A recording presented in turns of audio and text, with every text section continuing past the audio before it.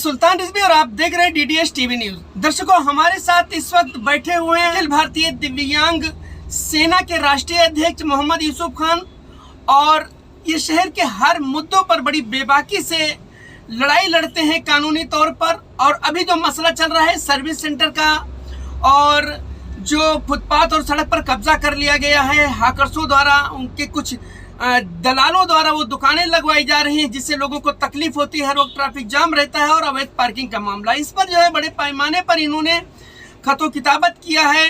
और थाने महानगर पालिका से लेकर के सीएम तक को लेटर दिया है कि इस पर कार्रवाई की जाए। शहर की जनता काफी परेशान है। आइए हम उन्हीं से बात करेंगे इस मुद्दे पर, उन्होंने अब तक क्या कार्रवाई की और आगे क्या करने वाले हैं। बोलिए।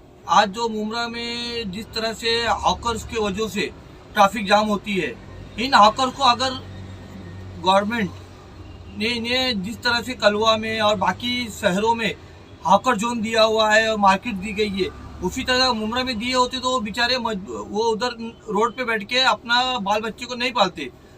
इधर ये जो कमी है, ये हमारे इधर के जो नेतागण हैं इनकी कमी है। इन्होंने कभी इनके बारे में सोचा नहीं, ये सिर्फ और सिर्फ इलेक्शन के वक्त ही इनके बारे में सोचते हैं।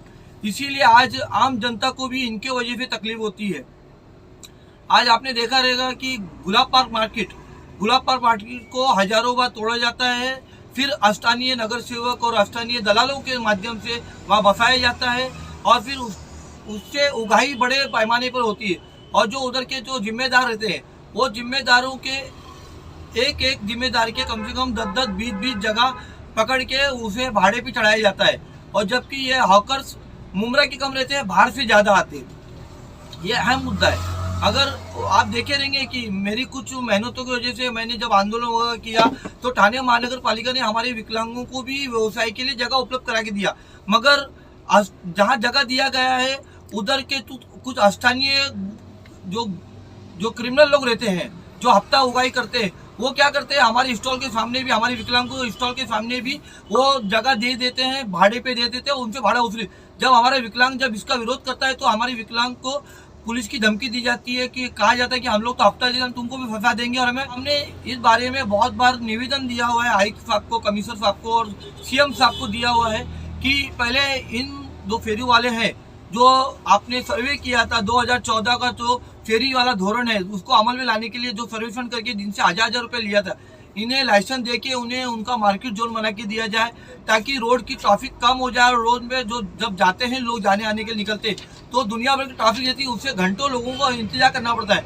यही हाल हमारा, कम से कम ये जो जब मरीज को एम्बुलेंस लेके जाती है, कितनी बार तो देखा गया है कि मरीज की जान भी निकल चुकी है उस ट्रैफिक के अंदर। अभी रमजान शरीफ आने वाला है, रमजान शरीफ के अंदर ये फेरी वालों के जो अतिक्रमण विभाग है, फेरी वालों को रोकने के लिए अतिक्रमण विभाग बनाया गया है। ये फेरी वाला का जो अतिक्रमण विभाग है, ये पूरा 11 महीने सोते रहता है। जब रमजान शरीफ आने वाला रहता है तो स्थानिक लोग और जो स्थानिक जो गुंडे लोग हैं, वो उनको मैनेज करके उधर में कार्रवाई कराते हैं पूरी मार्केट के ऊपर, ताकि अपनी जगह बना सके। तो अभी ये जो मसला चल रहा है, और सर्विस सेंटर का भी एक गंभीर मसला है। दोस्ती जैसे एरिया में, महाड़ा दोस्ती में लोग बूंद बूंद पानी को तरस रहे हैं, और यहाँ पर सर्विस सेंटर वाले सड़क पर पानी बहा रहे हैं, बेतरतीबी से पानी बहाया जा रहा है। तो इन पर क्या कार्रवाई, आज तक कहीं आपने कोई मतलब इस पर गंभीर कार्रवाई करने के लिए कहीं पर आपने कंप्लेन दिया, शिकायत पत्र दिया? 3 महीना पहले कलेक्टर ऑफिस में सभी कमिश्नर के साथ में एक मीटिंग हुई थी। कमिश्नर को कहा गया था कि आप अपने एरिया में जो इलीगल तरीके से जो भी पानी का जो पानी का इस्तेमाल कर रहे हैं, सर्विस सेंटर वाले, होटल वाले, इन पे कड़ी कार्रवाई करें। इस तरह का आदेश होने के बाद में मेरे को, जब मैं वो एक खबर पढ़ने के बाद में मैंने एक RTI डाला मुमरा और दीवा के अंदर, तो मुझे उन्होंने बताया कि हमारी इधर पे इलीगल जो सर्विस सेंटर है गाड़ी धोने वाला, वो 16 है मुमरा के अंदर। तो मैं जब उसकी इन्फॉर्मेशन निकाल के मैंने उस पर, और जो मुझे इन्फॉर्मेशन इन्होंने कम दिया था, तो मैंने कहा कि मुमरा और दीवा के अंदर बेतहाशा दिन पे दिन इलीगल सर्विस सेंटर की बढ़ोतरी हो रही है। और ये इलीगल सर्विस सेंटर ना आधिकारिक तौर पर ना पानी का कनेक्शन लेते हैं, ना तो बिजली का कनेक्शन लेते हैं। ये क्या करते हैं, ये मैनेज करके, जो पानी विभाग के जो अधिकारी है इन्हें मैनेज करते हैं, और बिजली विभाग के अधिकारी को मैनेज करके इन लोग अवैध तरीके से पानी का और बिजली का इस्तेमाल करके वो सर्विस सेंटर चला रहे। अब मैंने इसकी शिकायत मुख्यमंत्री साहब को भी किया था, मुख्यमंत्री सचिवालय को किया था। तो मुख्यमंत्री सचिवालय ने एक पत्र महावितरण को दिया, MSEB को दिया गया है कि इस पे कार्रवाई करके हमें तुरंत आगाह करे। मगर हद ये हो गई है कि शिकायत करने के बाद में ना तो मनपा के अधिकारी कार्रवाई करते हैं और ना बिजली विभाग के करते हैं। तो आखिर में हम फिर वही अपना जो हमारा हथियार है आंदोलन का, हमें आंदोलन करने पे इन लोग मजबूर कर रहे हैं। अगर कार्रवाई नहीं करते हैं तो मुझे जल्द से जल्द, बहुत जल्द इसके खिलाफ आंदोलन करना पड़ेगा, क्योंकि अभी गर्मी आ गई है। अब गर्मी के टाइम पे पानी की बहुत किल्लत होने वाली है। तो ये किल्लत को देखते हुए मैं इस चैनल के माध्यम से सभी जिम्मेदार अधिकारियों को विनती करता हूं, अगर आपने जल्द से जल्द उस सर्विस सेंटर पर, इलीगल सर्विस सेंटर पर और इलीगल सर्विस सेंटर चलाने वालों को पर कार्रवाई नहीं की है तो हम उनके खिलाफ जन आंदोलन करेंगे। अगर इस जन आंदोलन की वजह से कुछ कायदा व्यवस्था बिगड़ती है तो उसके पूरे जिम्मेदार अधिकारी रहेंगे। बड़े हैरत की बात है, ताज्जुब की बात है कि राज्य के CM का लेटर आता है। ये देखिए, मुख्यमंत्री कार्यालय से बाकायदा भेजा गया है कि जो सर्विस सेंटर है उस पर कार्रवाई किया जाए।